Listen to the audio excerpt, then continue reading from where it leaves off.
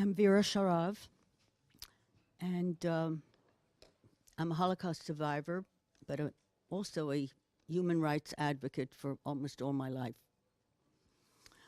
I would like to bring to the discussion the darkest of dark histories and its relevance to today. An important lesson of the Holocaust is that genocide was facilitated by global silence, indifference, and the failure to intervene. The Holocaust was set in motion when personal freedom, legal rights, and civil rights were swept aside. The author Primo Levi, an Italian Jewish survivor of Auschwitz, warned very early on, it happened, therefore it can happen again, it can happen everywhere. As a survivor, I am appalled by the poseurs who control the Holocaust narrative. They deny the relevance of the Holocaust to current discrimination and increasingly aggressive, repressive edicts. These vigilantes censor and silence those who speak out. By denying the relevance of the Holocaust and the current repression, these vigilantes are Holocaust deniers. Elie Wiesel, an Auschwitz survivor, Nobel laureate, who was regarded as the victim's voice, stated, "Indifference and the silence of people led to the Holocaust. To remain silent and indifferent is the greatest of all sins." Today, survivors are shaken by a fear-mongering and divisive discriminatory measures against a minority. They recognize the signals very clearly. Horrifying scenes include police in black uniforms brutally attacking demonstrators, or as we saw today, destroying the platform. This is happening in European cities, in Australia, and yes, in Israel. These painful reminders are the prelude of the Holocaust. The Nazis used psychological weapons, fear and propaganda, to impose their genocidal regime. They demonized Jews as spreaders of disease and the cause of all their misery. Moral norms and values were systematically obliterated, all in the name of public health. Today's predators also use fear and propaganda to maintain a state of anxiety and helplessness. The objective then and now is identical. It is to condition people to become obedient and to follow directives without question. The global assault on our freedom and our right to self-determination is facilitated by the weaponization of medicine. Then and now, the medical establishment provided the veneer of legitimacy to mass medical murder. The Nazis declared disabled people unfit for life. The first medical murder victims were 1,000 German infants and children who were medically murdered in hospitals. In 2020, governments declared an emergency and issued deadly medical dictates. Hospitals were ordered not to treat the elderly in nursing homes. The result was mass medical murder. Sweden called it active euthanasia. UK hospitals used lethal doses of the drug midazolam to medically murder the elderly. The UK continues to stockpile that drug. For what purpose? Current US hospital guidelines restrict the treatment of the elderly to a minimum.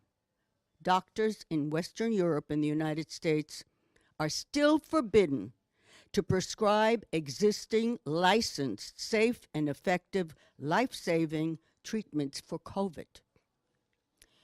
Today, humanity is threatened by the global heirs of the Nazis. The real virus that continues to infect these predators is eugenics.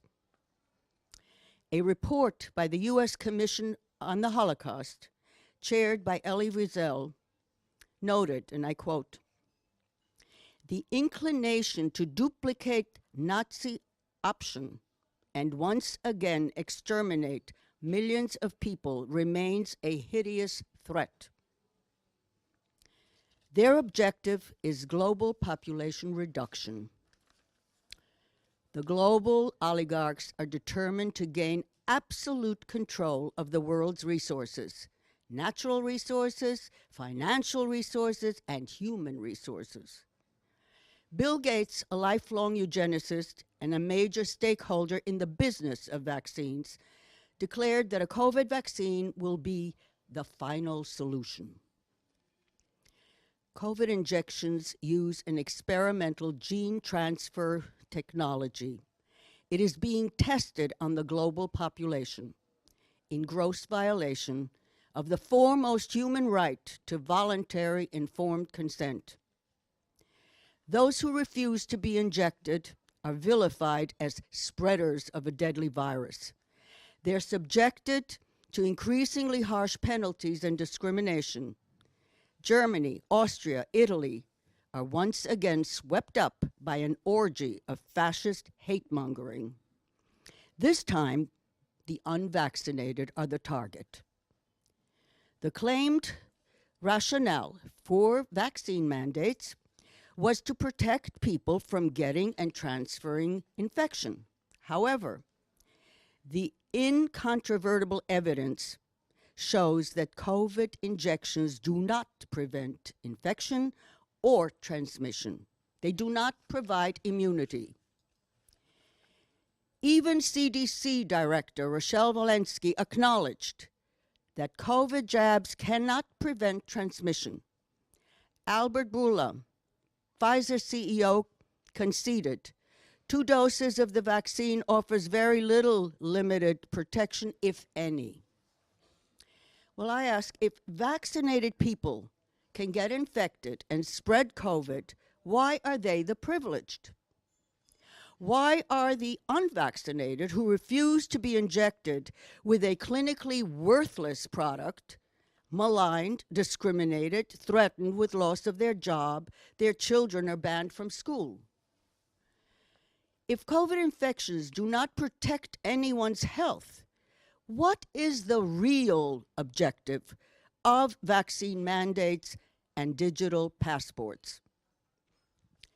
Many independent scientists are warning that these injections are biological weapons of mass destruction. Tens of thousands of doctors, scientists, and nurses refuse the injections, even if threatened with loss of jobs and loss of their medical license. Government data in the UK, Israel, and the United States, as well as the EMA, confirm that massive deaths and injuries have been reported. Close to 38,000 Europeans died following the shots. That's the latest number. It's growing every day. And more than 3,390,000 suffered injuries. Healthy, athletic, young adults have died.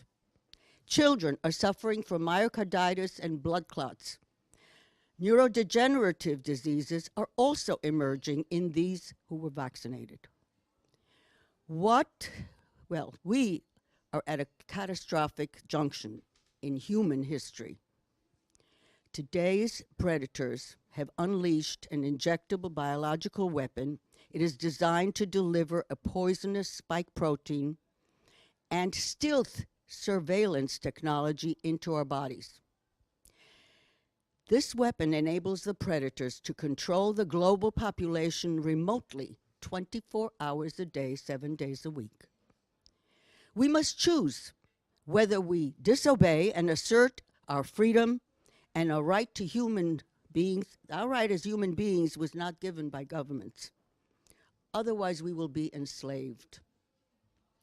Auschwitz survivor Marian Turski, a Polish journalist, was asked if a Holocaust could happen again.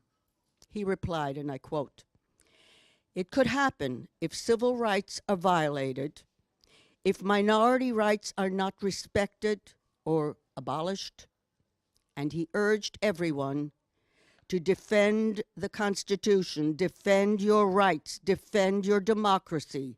Minority rights must be protected. Thou shalt not be indifferent when any minority faces discrimination. Dietrich Bonhoeffer was an exceptional German Protestant minister during the Nazi regime. He stated, "Silence in the face of evil is evil. Not to speak is to speak. Not to act is to act." Rabbi Michael Green just posted an urgent plea. Time to atone for the Holocaust by not allowing it to happen again. Rabbi Green admonishes everyone not to obey tyrants' orders and not to marginalize and persecute minorities. He admonishes Jews as well, and I quote, "Don't repeat the fatal error of blindly heeding your capo betrayers and walking obsequiously like sheep to the slaughter. Wake up now." Do not be deluded. The unvaccinated are not the enemy. If we are to survive as free human beings in a free democratic society, we must join together and avert a catastrophe. We are speaking out today in Brussels. We thought we would speak to hundreds of thousands, and they all came, but the police disrupted it. We are the threat because we're talking truth to power. We must not be silent again. Never again is now.